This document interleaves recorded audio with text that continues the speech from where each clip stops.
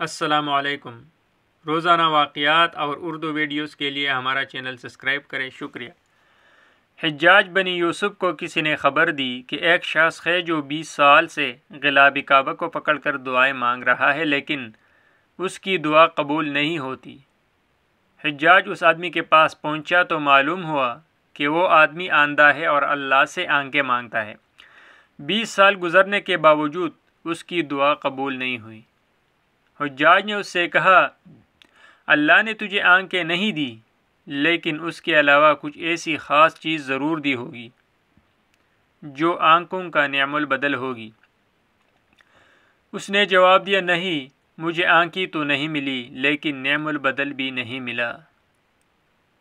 حجاج نے اس کو اپنی تلوار دیتے ہوئے کہا، اچھا، یہ میری تلوار رکھو، میں 3 دن بعد یہی کعبہ کے پاس آؤں گا۔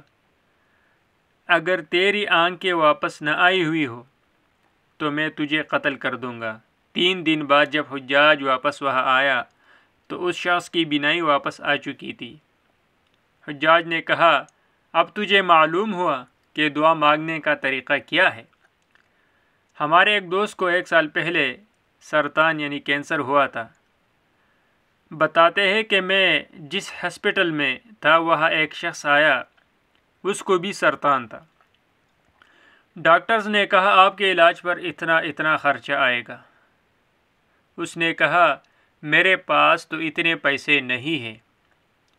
کسی نے اس کو کہا کہ اللہ سے تہجد میں اٹھ کر دعا مانگو، اللہ ضرور پیسوں کا انتظام کرے گا۔